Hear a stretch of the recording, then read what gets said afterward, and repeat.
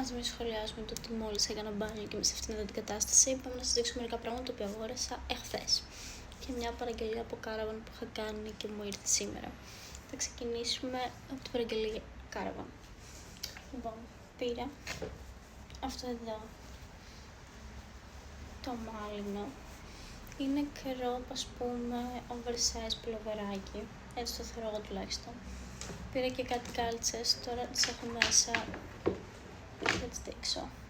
Πήρα αυτήν εδώ την ατζέντα. Κοιτάξτε λίγο πως είναι μέσα.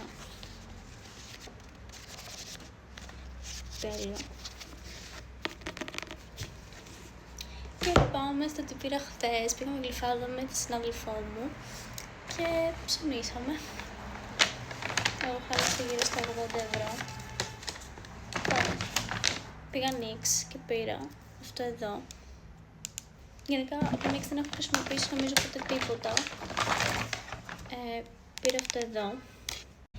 Πήρα αυτό εδώ το foundation της Νίξ.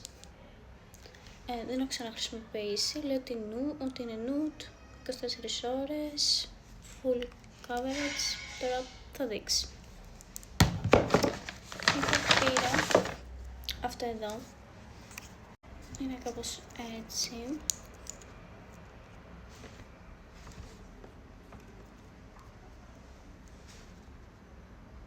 Το χρώμα. Εντάξει, ωραίο φαίνεται. Τώρα πήγαινε να παίζει. Θα δείξει. Μετά πήρα αυτό εδώ. Από Νίξ. Γράφει κάπως έτσι. Γενικά μου αρέσουν πολύ τα σκουρόχρωμα μολύβι χιλιών. Πήρα και αυτό εδώ το eyeliner, το οποίο γράφει κάπως έτσι. Αυτά πήρα από Νίξ, γενικά αυτά πήρα από καλλιτικά. Και μετά πήγα στην Tommy και πήρα αυτήν εδώ την μπλουζίτσα. Μια απλή μπλουζίτσα, είναι μοβ, η οποία κόστιζε 29 και 30 από 41 και 90. Ήταν από full price κατάσταση. Μια απλή μπλουζίτσα. Αυτά.